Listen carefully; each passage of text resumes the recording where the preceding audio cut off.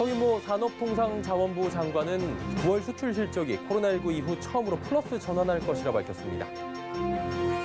그동안 공공주택에만 할당됐던 생애 최초 특별 공급이 민간 분양에도 도입됩니다. 구글이 내년부터 자사 앱 장터에서 모든 앱과 콘텐츠 결제 금액의 수수료율 30%를 적용키로 했습니다. 서울과 수도권을 중심으로 추석 이후 부동산 시장이 어떻게 흘러갈지 주민 부동산에서 짚어봤습니다. 센 경제라이브 시작합니다.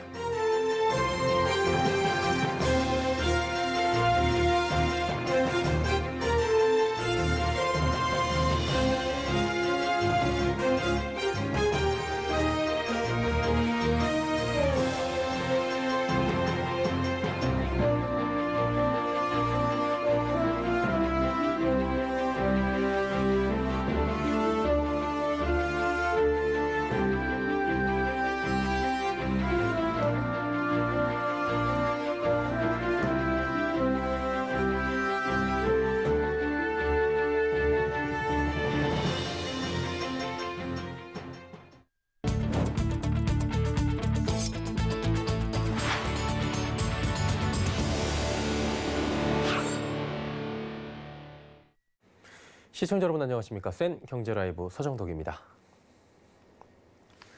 성인모 산업통상자원부 장관은 9월 수출 실적이 코로나19 이후 처음으로 플러스 전환할 것이라 밝혔습니다. 성 장관은 이날 국내 가스감지기 업계 시장 점유율 1위이자 수출 선도 기업인 가스트론을 방문해 9월 수출이 플러스 전환한다면 지난 2월 이후 7개월 만이라며 이같이 밝혔습니다. 성 장관은 코로나19 이후 처음으로 총 수출액 400억 달러대와 일평균 수출액 20억 달러대 동시 진입이 예상된다며 업종별로는 반도체와 자동차, 가전 등의 주력 품목들이 코로나19 이후 최대 실적을 기록할 것이라 강조했습니다. 수출 전 과정과 지원 방식을 비대면 온라인으로 전환하는 수출 디지털 전환 대책을 다음 달 중 마련할 계획입니다.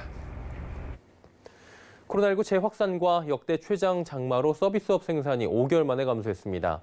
통계청의 8월 산업활동 동향에 따르면 지난달 전체 산업 생산은 전달보다 0.9% 감소했습니다. 5월 이후 3개월 만입니다.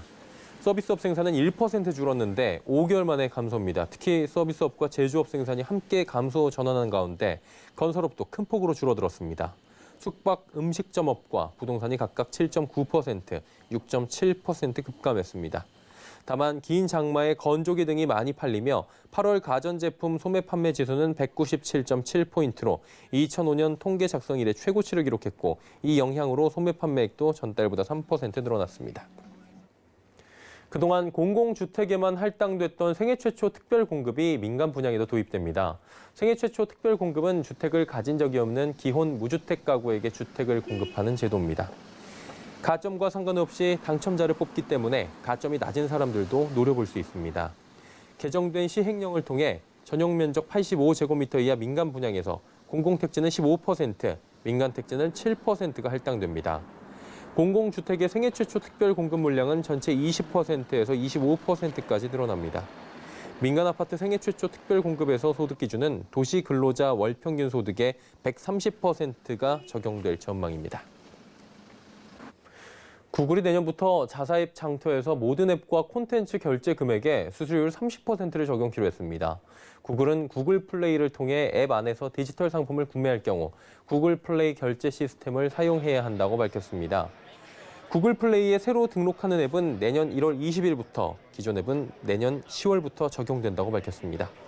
구글은 현재 게임 앱에만 수수료율 30%를 적용하고 다른 앱에서는 자체 결제 수단을 일부 허용하고 있는데 앞으로는 모두 구글 결제 체계를 사용해야 합니다. 구글 플레이의 수수료 30% 정책으로 국내 모바일 생태계에 미치는 여파도 클 것으로 전망됩니다.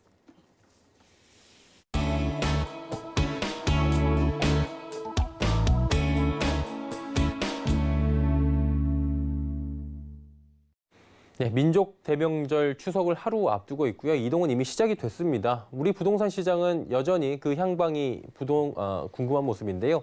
오늘은 김인만 부동산경제연구소 대표 모시고 서울과 수도권을 중심으로 우리 부동산 시장 진단해보고 추석이 지난 이후에는 어떻게 흘러갈지 조심스럽게 전망해보는 시간 갖도록 하겠습니다. 안녕하세요, 대표님. 안녕하세요, 김인만입니다. 예, 반갑습니다. 최근에 보면 지표를 봤어요. 서울 아파트 값을 보니까 상승폭이 줄긴 했는데 여전히 뭐 0.03% 이런 식으로 플러스인 상황이에요. 그렇다면 지금 추세라면 하락 전환할 것으로 예상하십니까?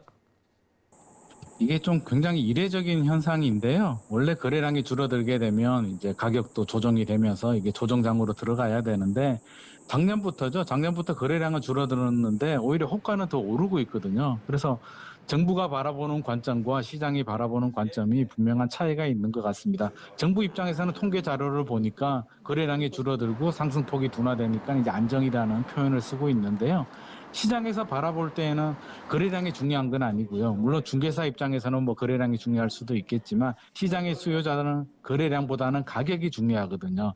가격이 얼마나 가격이 떨어지느냐를 가지고 이제 조정이라는 표현을 쓰게 되는데 지금 현재 서울 아파트 거래량이나 상승폭을 보면 둔화된 것은 분명한 사실이지만 시장의 수요자들이 느끼기에는 이게 안정이나 하락 이런 단어를 쓰기에는 아직까지는 부족한 것 같고요. 추세대로라면 하락이 전환될 것인가 이런 질문들이 지금 굉장히 많이 들어오고 있는데 단기간에 이렇게 전환되긴 힘들고요. 우리가 6월달, 7월달, 8월달 많은 대책들이 나왔잖아요. 이런 나온 대책들이 이제 2달 지났는데 취득, 보유, 양도 모든 단계를 꽁꽁 틀어 막았기 때문에 뭐 줄어들게 되고 상승폭이 둔화되는 것은 맞지만 본격적인 하락으로 전환이 되려면 결국에는 구매 능력은 규제를 되고 있지만 구매 욕구가 꺾여야 되는데 현재는 구매 욕구가 꺾이지는 않은 상태에서 관망을 하고 있는 상태란 말이에요. 그래서 최근 6월, 8월 상황을 보면 불안한 30대들이 이제 영끌이라고 하죠. 영끌을 해서 이제 많이 들어가서 거래량도 조금 늘어나고 호가가 많이 올랐는데 이제 추석 넘어가면서 분위기는 좀 잠잠해지는 것 같아요. 그래서 거래량도 좀 더 줄어들 것 같고 호가 상승도 굉장히 줄어들 것 같지만 이게 안정이다, 하락 전환이다 이런 표현을 쓰기는 힘들 것 같고요. 적어도 짧게는 6개월, 길게는 1년 정도 이런 안정이 지속이 되어야만 우리가 자신 있게 안정이라는 표현을 쓸 수 있을 것 같습니다. 네, 대표님 말씀해 주신 것처럼 정부의 규제는 지금 꾸준한 상황입니다. 그런데도 불구하고 뭐 집값이 안 잡힐 거다라는 얘기도 있고요. 조금 더 지켜봐야 한다 이런 얘기도 있거든요. 어떻게 생각하시는지 궁금하네요. 거래량 감소나 상승폭 둔화가 목표라면 뭐 정책의 효과가 있다라고 이렇게 이야기할 수도 있겠지만 시장의 수요자들이 보기에는 역시나 3년 동안 2배 이상 많이 올랐잖아요. 엄청나게 많이 올랐는데 다소 완화된 것만으로 정책의 효과가 있다, 뭐 집값이 안정된다 이런 표현은 하기는 힘들 것 같고요. 부동산이 굉장히 어려운 숙제입니다. 이게 정책의 영향은 분명한 사실이지만 이게 정책만으로 부동산 시장이 컨트롤되고 가격이 조정되냐라고 하면 그것 또한 아니거든요. 왜냐하면 부동산이란 거는 굉장히 복합적인 문제인데요. 타인에 대한 욕망, 돈을 벌고 싶은 근원적인 문제가 있고요. 우리나라 같은 경우는 우리나라에만 있는 제도죠. 전세 제도가 무이자 레버리지 역할을 해주고 있는 부분이 있고 또 한 지난 40년 동안 부동산 투자를 해서 불패 신화가 형성이 되면서 신분 상승의 계단 역할을 해줬단 말이에요. 근데 지금 경제가 어려워지게 되면서 부동산 외에는 신분 상승의 계단이 없어진다는 불안감, 또 불안한 노후라든지 뭐 여러 가지 또 정책의 문제를 또 따지자면 시장이 반응을 하게 되면 가격이 올라가게 되면 규제를 하게 되고 또 가격이 떨어지게 되면 규제를 풀어주게 되는 시장을 따라가는 이런 부동산 정책의 왜곡 효과들이 지난 한 40년 동안 계속 누적이 되면서 이게 굉장히 좀 복합적으로 왜곡이 된 부동산 시장이기 때문에 이게 불과 단기간에 뭐 2년, 3년 만에 몇 개의 규제 대책으로 시장을 조절하겠다는 생각은 굉장히 위험하면서 좀 오만한 생각인 것 같고요. 굉장히 긴 시간이 필요할 것 같습니다. 그래서 단기적으로 보면 뭐 상승이 좀 둔화된다, 뭐 이런 목표 달성을 할 수 있을지 모르겠지만 우리가 바라보는 부동산 시장의 안정이라고 한다면 중장기적으로 뭐 안 오를 수는 없겠죠. 인플레이션을 방어하는 정도의 집값이 약간 안정적으로 올라가 주면서 수급 일치 또 시장의 수요자들이 필요할 때 집을 살 수 있는 주거 문제에 대한 스트레스가 없는 세상이 되려면 상당히 긴 시간이 필요하고 정부 정책도 필요한 지역에는 꾸준한 공급 물량을 공급해주면서 또 필요한 규제를 해주는 장기적으로 일관성 있는 정책을 추진해야만 해결될 문제라고 생각합니다. 이야기 잘 들었고요. 똘똘한 한 채 좀 여쭤볼게요. 똘똘한 한 채 얘기가 나왔고요. 다주택자 규제가 강하다 보니까 이쪽으로 지금 수요가 많이 몰린 건 사실인 것 같아요. 근데 이게 노무현 정부 때도 나왔던 얘기라고 하던데 여전히 그래도 똘똘한 한 채가 답인 겁니까? 이게 말씀하셨다시피 노무현 정부 때도 똘똘한 한 채가 굉장히 유행이었거든요. 그때는 버블7 지역에 똘똘한 한 채 가지기가 유행이었는데 저는 정책이 실패라고 본다면 이 똘똘한 한 채가 진짜 중요한 정책의 실패라고 제가 생각을 하는 이유가 똘똘한 한 채의 원인을 살펴보면 양도세 중과세에서 찾아볼 수 있거든요. 노무현 정부 시절에도 이제 투기 불로소득 환수, 투기 수요 차단을 위해서 양도세 중과세라는 카드를 꺼내 들었는데 시장은 끊임없이 반응을 하거든요. 가만히 있는데 뺨을 때리는데 가만히 있는 사람은 없잖아요. 뭐 반응을 하거나 피하거나 어떤 식으로든 대응을 하게 되는데 정부에서 불로소득 환수, 투기 억제를 위해서 양도세 중과세라는 카드를 꺼내 들으니까 물론 다주택자들이죠. 주택을 많이 가지게 되면 내가 힘들게 노력을 해서 투자를 해서 번 돈의 절반 이상을 세금으로 환수를 당하니까 시장은 주택수를 많이 가지면 안 되겠다라는 판단을 하게 되고 주택수를 많이 안 가지게 되면 정부가 바라는 건 집을 사지 말고 모든 아파트를 다 팔아라라고 생각을 할 수는 있겠지만 시장의 수요자들은 이제 선택과 집중을 하게 되죠. 내가 주택수가 많으면 우선순위를 정해서 가지고 가야 될 주택은 똘똘한 한 채는 가지고 가게 되고 아닌 주택들은 정리를 하는 그런 똘똘한 한 채를 선택할 수밖에 없는 현실이고요. 노무현 정부 때 이미 입증이 됐고 이런 부작용이 생겼는데 아쉬운 점은 문재인 정부도 노무현 정부 때 했던 실패의 정책, 양도세 중과세를 똑같이 가지고 왔다는 점에서 굉장히 아쉽고요. 최근에 보면 이제 종합부동산세, 보유세를 많이 올렸단 말이에요. 우리나라는 역사적으로 보면 양도세를 강화하고 보유세를 낮추는 정책을 폈거든요. 그 이유를 좀 살펴보자면 이제 전세제도에서 찾을 수 우리가 과거 못 살던 시절에 이제 서민 주거 안정을 위해서 전세 제도를 만들고 그 전세가 레버리지가 되면서 부동산 경기 활성화가 이제 경제 활성화로 연결이 됐는데 그 부작용이 이제 불로소득이란 말이에요. 많은 불로소득이 생기니까 정부는 최고 세율 한 40% 정도의 양도세율을 적용을 하면서 불로소득을 환수를 했는데 자, 노무현 정부 때도 그렇고요. 문재인 정부 때도 그렇고 이제 불로소득을 환수해야겠다. 양도세 중과세를 하는 거는 좋은데 종합부동산세까지 같이 올렸단 말이에요. 그렇게 되면 최근에 취득세도 올렸죠. 취득세, 종합부동산세, 양도세까지 모두 다 올리게 되니까 시장의 반응은 팔고 싶어도 팔지 못하는 현상이 벌어지게 되고요. 만약에 이번 7.10 대책에서 이제 내년 6월 1일까지 뭐 양도세 중과세를 한시적으로 완화를 해준다라고 했지만 이게 효과가 안 먹히는 이유가 지금 또 양도세 중과세가 적용되고 있거든요. 3주택 이상이면 최고 26에서 62%까지의 최고 세율이 적용되고 있는데 내년 6월 10일 이후에 72%까지 올라간다라고 해도 시장의 수요자들이 느끼기에는 62%나 72%나 굉장히 부담을 느끼기 때문에 매물 동결 현상이 생기게 되고 매물이 안 나오면서 최근에 문제가 되는 뭐 증여를 선택한다든지 똘똘한 한 채를 가지기 위해서 또 투자 가치가 낮은 보유 가치가 낮은 주택들을 정리하게 되는 이런 부작용들이 생기는 것입니다. 그래서 지금 공급 계획들이 많이 나오고 있는데 공급 계획은 5년 후에 입주를 하잖아요. 그래서 단기간에 효과가 나오려면 다주택자들이 가지고 있는 매물이 나와줘야 되는데 이런 양도세 중과세가 매물 동결 현상으로 연결이 되면서 오히려 거래량은 줄어드는데 가격이 올라가는 이런 부작용이 양산되고 있습니다. 그리고 이제 부동산 시장에서 최근 패닉바이라는 용어가 굉장히 많이 나왔잖아요. 이게 조금 잦아들었다라는 언론 보도가 있긴 했는데 불안하니까 뭐 영끌해가지고 집 산다 이런 얘기일 거예요. 무주택자 분들은 지금도 불안한 분들이 많으실 거거든요. 어떻게 하는 게 좋다고 보십니까? 우리 패닉바잉을 많이 한 분들이 진짜 능력이 되는 분들이면 괜찮겠는데 최근의 양상을 보면 30대들 자금 능력이 부족하고 사회생활을 처음 시작하신 분들이 이런 패닉바잉에 많이 뛰어들었다는 점에서는 약간 좀 우려스럽고요. 왜냐하면 이런 분들, 자금 능력이 안 되는 분들이 뛰어들었다는 얘기는 이미 자금 능력이 되는 분들은 많이 샀다는 얘기고요. 타이밍적으로 보면 굉장히 좀 뒷부분, 약간 상승의 고점에 가까운 지점이 되었다고 이렇게 볼 수는 있을 것 같습니다. 그러면 무주택자들은 이제 어떻게 해야 되느냐, 이런 이제 문제에 도달하게 되는데요. 저는 개인적으로는 무주택자들은 그래도 내 집 마련을 해야 된다라고 봅니다. 제 주변에 이제 그런 분들이 많아요. 계속 기다리면 집값이 떨어지니까 집값이 떨어지게 되면 그때 사면 좋지 않느냐라고 하는데 우리가 통상적으로 볼 때 집값이 오를 확률과 떨어질 확률을 7대 3 정도로 보거든요.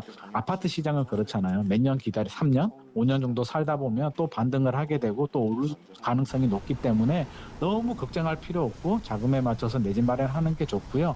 또 좋은 점이라면 지금 현 정부에서 무주택자를 위한 혜택들이 많이 나오고 있거든요. 3기 신도시 내년부터 이제 사전 청약 물량들도 많이 나오고 앞으로 계속 물량들이 나오기 때문에 지금까지 무주택자인 분들 가점 점수가 좀 괜찮은 분들이라면 너무 성급하게 불안한 마음에 연끌하기보다는 좀 차분하게 지금까지 안 사셨다면 좀 기다려보면서 사전 청약 물량을 좀 적극적으로 도전해 보시는 것도 좋을 것 같습니다.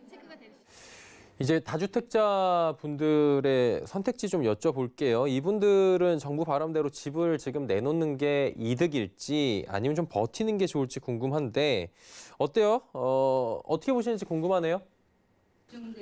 이게 굉장히 중요한 문제고요. 현재 부동산 시장의 문제를 풀 수 있는 단기간에 풀 수 있는 이게 키포인트가 되는데 다주택자들이 매물을 내놓느냐가 이제 주택시장 안정에 얼마나 빨리 안정이 되느냐를 나타내는데 아쉽게도 앞에서도 제가 말씀드렸듯이 양도세 중과세 때문에 매물을 내놓지 못하고 있거든요. 다주택자들이 매물을 내놓게 되면 수요와 공급 측면에서 보면 지금 수요도 줄어들었지만 매물이 더 많이 줄어들게 되면서 거래량이 줄어들었지만 가격이 오르는 현상인데 이런 현상들이 많이 개선될 것으로 보이고요.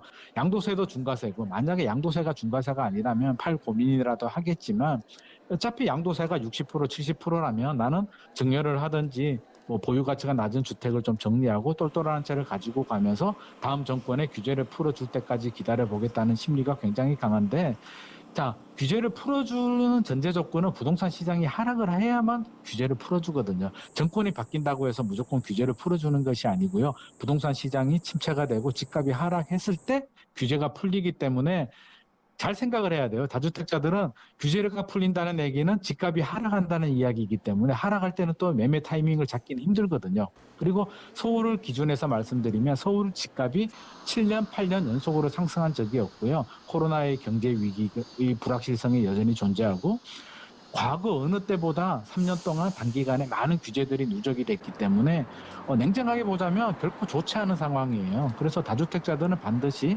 리스크 관리를 해야 될 필요가 있을 것 같고요. 우리가 다주택자들을 걱정할 필요는 없지만 다주택자들이 위험해지고 집값이 하락하게 되면 우리 경제에도 영향을 주게 되면서 결국에는 또 서민들한테도 피해를 주기 때문에 이 다주택자들의 위험 관리는 굉장히 중요하고 정부도 이런 부분을 생각을 해서 좀 출구 전략, 양도세, 중과세 정도를 한시적으로 좀 완화해주는 출구 전략 정책도 필요할 것 같습니다.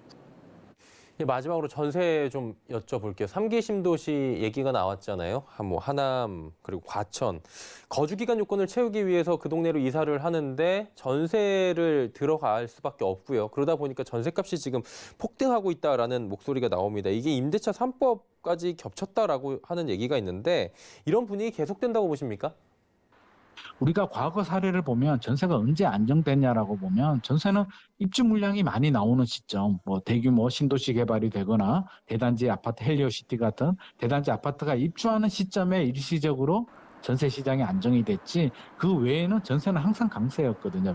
유일한 단점이라면 인플레이션 방어가 안 된다는 점, 상승이 안 된다는 점인데 최근에 이제 여러 가지 상황을 보게 되면 매매 시장이 안정될 가능성이 높아지면 사람 마음은 똑같거든요. 집값이 안 오르면 전세가 너무나 좋은 제도이기 때문에 매매 수요, 집을 사려는 수요가 전세로 전환될 가능성이 굉장히 높고요. 또 3기 신도시, 뭐 사전 청약 물량이나 이걸 기다리는 수요까지 전세로 돌아서게 되면서 전세 수요는 늘어나는 반면에 최근에 다주택자 규제들, 임대인들 규제를 강화하고 있는데 전세 물량을 공급해주는 공급자들은 다름 아닌 다주택자들이거든요. 다주택자들이 메리트가 줄어들게 되면서 결국에는 전세 공급 물량은 서서히 감소될 가능성이 높아서 전세는 우리를 굉장히 괴롭히는 아픈 아킬레스건이 될 가능성이 높고요.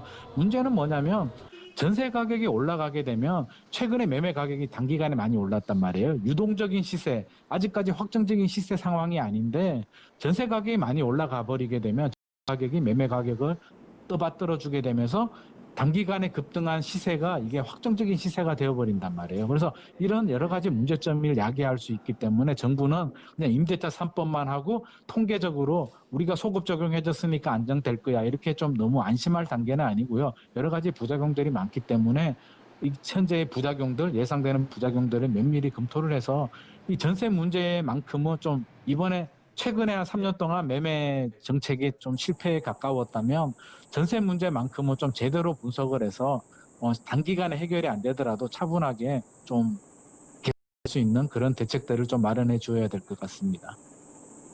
예, 지금까지 김인만 부동산 경제연구소 대표와 이야기 나눠봤습니다. 오늘 말씀 잘 들었습니다.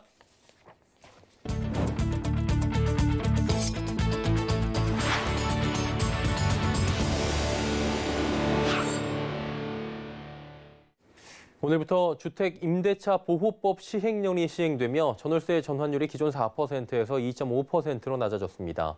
1억 원짜리 전세 보증금을 월세로 돌린다고 가정할 때 기존대로라면 33만 3천 원의 월세가 나오지만 앞으로는 20만 8천만 원가량이 됩니다.